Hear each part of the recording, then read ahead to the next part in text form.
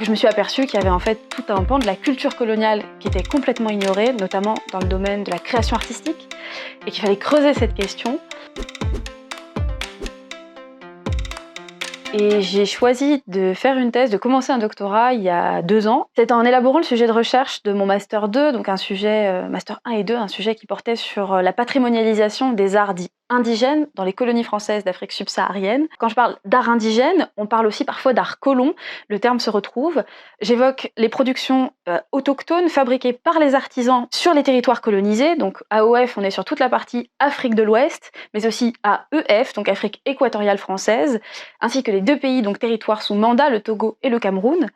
Il faut savoir que ces artisans, lorsque les Français arrivent sur le continent, ils sont intégrés dans un processus de colonisation culturelle qui les entraîne à être utilisés par le système colonial comme des producteurs d'artefacts. On ne considère pas ça comme de l'art, mais bien comme de l'artisanat ou de l'art religieux, donc dans ce cas avec une fonction votive. On envoie ces productions dans les musées que l'on crée sur place. On ouvre des foires à expositions et des expositions sur l'ensemble des pays pour présenter les productions indigènes et valoriser l'aspect ethnique, folklorique de ces productions à travers le jeu des expositions.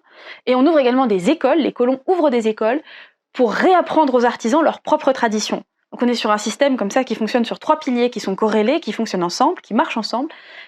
Et évidemment, les liens avec la métropole sont très forts puisqu'on envoie les objets en métropole, on les conserve dans les institutions françaises comme le Musée de l'Homme, mais aussi le Palais des Colonies, actuelle Cité nationale de l'histoire de l'immigration, qui est toujours ouverte, ou encore, bien sûr, le musée du Quai Branly.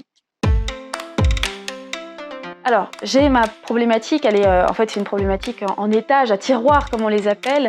Une problématique centrale, c'est la question des héritages coloniaux qui passent dans nos catégories de l'histoire de l'art. Il faut savoir que l'histoire de l'art est bâtie sur des grandes catégories, donc on a l'art roman, l'art médiéval, l'art gothique, l'art africain.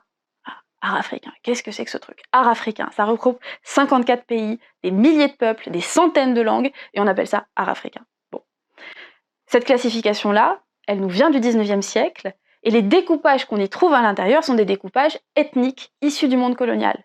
Art baoulé, art fang, art peul, art tout couleur, masque sérère, statue bambara, sceptre sénoufo, tout ça, ce sont des choses qui nous viennent du monde colonial. Donc cet aspect-là, premier héritage, c'est l'une des clés de voûte de mon travail, l'une des grandes trames de ma problématique, avec évidemment d'autres questions qui découlent en cascade. Que sont devenues les institutions coloniales? Sont-elles toujours ouvertes? Sont-elles toujours actives? Qui les dirige? Dans quel cadre?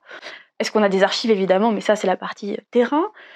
Qui sont les artistes des années 70-80? Est-ce que ce sont les artisans du système colonial devenus artistes avec les indépendances? Ou est-ce que c'est une nouvelle génération qui émerge, partie des écoles fondées en Afrique à partir des années 60? Ou est-ce qu'à l'inverse, ce sont des autodidactes qui sont formés dans la rue, qui sont formés auprès des peintres ou des artisans locaux? Ça fait partie des questions sur lesquelles, évidemment, je travaille. On a un sujet qui touche autant à l'anthropologie qu'à la sociologie, qu'à l'histoire et à l'histoire de l'art. Donc nécessairement, j'ai une approche pluridisciplinaire à l'intérieur même de ma thèse, avec une étude que je cloisonne relativement entre les acteurs, les événements, les institutions, mais aussi les publications, très important cet aspect-là également, qui participent à la vie coloniale et post-coloniale. Et j'étudie, on va dire, des sortes de nébuleuses qui fonctionnent ensemble plutôt par grandes périodes chronologiques.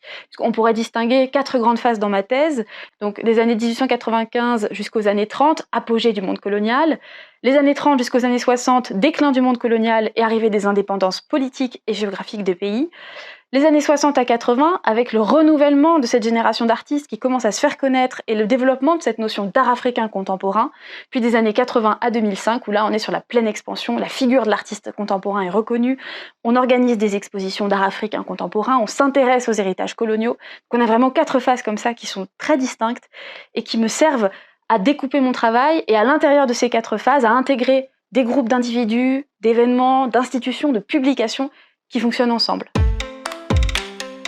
Ce sont des archives, principalement, quand on est en histoire de l'art, ça fait partie des choses essentielles de notre travail.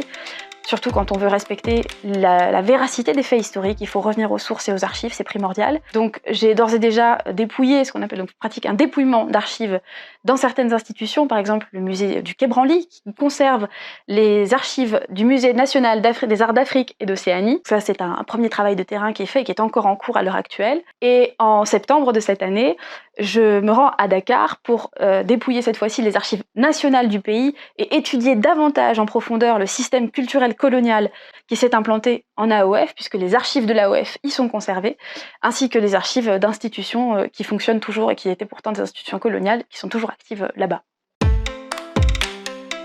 Normalement, une thèse, on considère que c'est en 3 ans dans le milieu académique. Maintenant, en sciences sociales, on dépasse largement généralement cette dimension-là, cette durée. Pour l'instant, nous avons fixé avec mon directeur de thèse un calendrier de 4 ans, avec là les deux prochaines années, la 2e et la 3e année consacrées aux archives, à ce travail de terrain, à ce dépouillement, pour avoir en plus évidemment les fonds du contrat doctoral disponibles pour pouvoir avancer, et ensuite la 4e année qui serait consacrée donc à la rédaction et à la structure évidemment de ce sujet.